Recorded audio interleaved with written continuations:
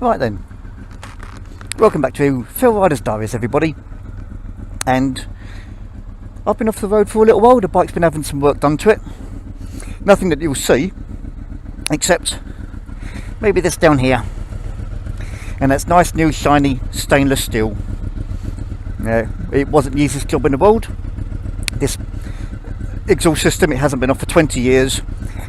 M6 mould steel bolts going into an alley head gave me all sorts of problems, but it's in, it's gas tight, and I'm just going to take it up the road, make sure it doesn't have any flat spots, make sure it hasn't changed the character of the bike in any way.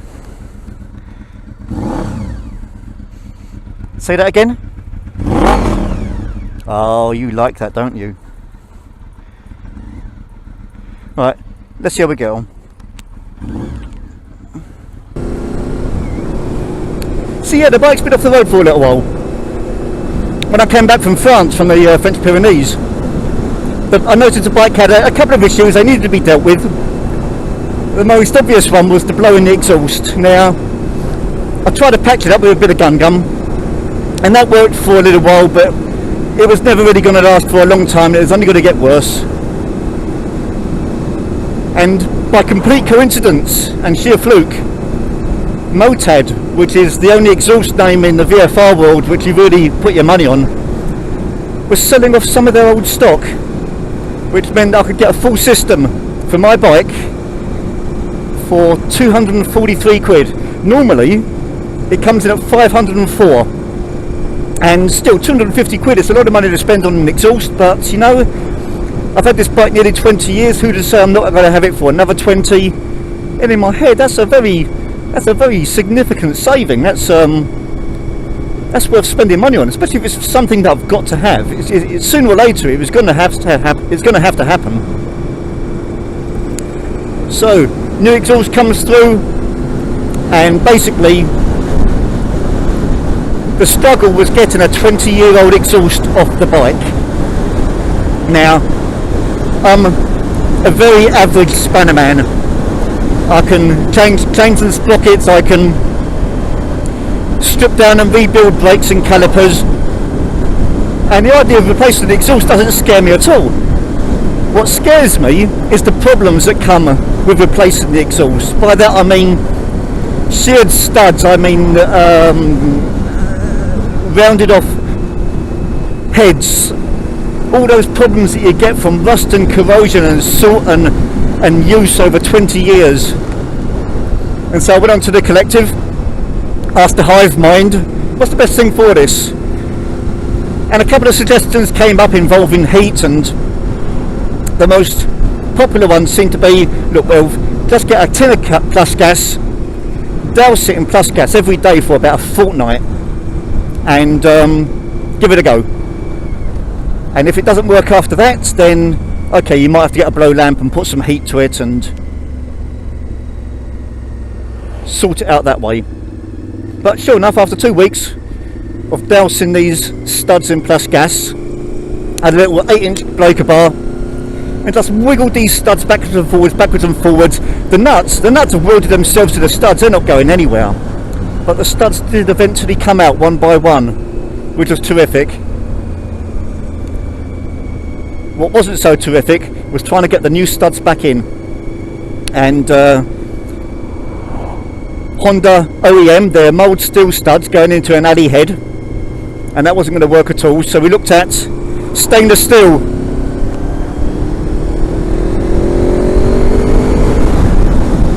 Stainless steel studs,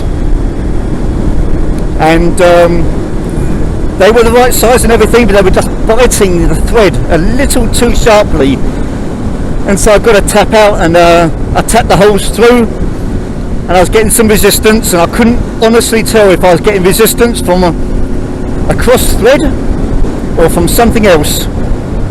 And as it turned out, it was something else. It was just a bit of thread lock stuck in the threads, and I ran a tap through, and once the tap was through, everything screwed up beautifully. And there were other bits and pieces, a slippy gear change I wanted to sort out, this neutral light which is always on now, it seems. And I did all the usual service items, But check the brakes through front and back. Check the chain, check the tyres.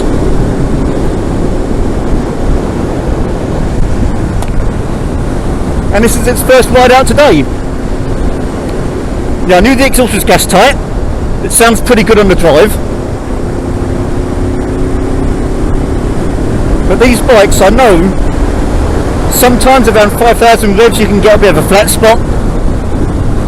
And this is where you buy a good quality exhaust, because the other makes out there, the Chinese copies, I won't mention any brands, but anyone in the VFR world knows what these brands are. These other exhausts, no, you get flat spots and you don't get, listen to this, here we go. That's just gorgeous. Oh, I'm never going to get tired of that. So yeah, it was a bit of wedge, but it was money well spent. And that's another thing ticked off the list. Another thing that I've done to the bike, another thing that makes it a bit more mine. And that's really what it's about, it's building this affinity with your machine.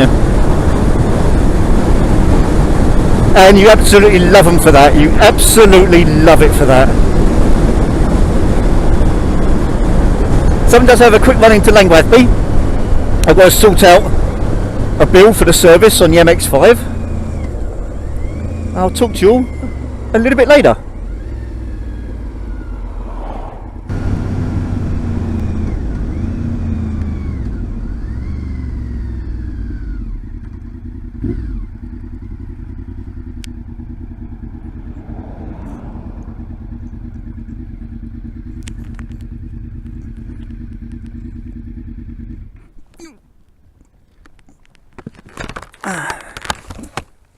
Hello, Mike.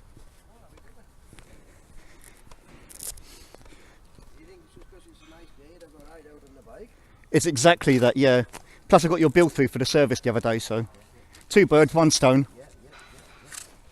They talk about this polar wind coming to hit us. I don't see a problem myself.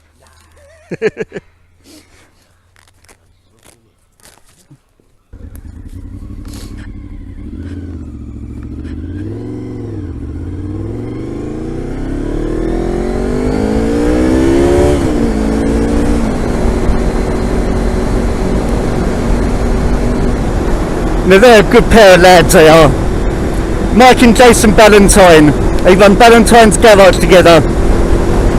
Father and son outfit, been going for 60 years. And I will trust them to the moon and back.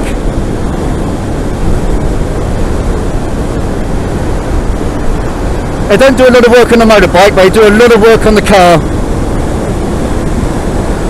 And they used to do grass track racing, they've just got themselves a Civic Type R. And they like the idea of stepping into a little bit of touring car or something similar, so I'll be having a chat with them, see how they get on. Right then, I need a coffee, and I know just the place to go for it.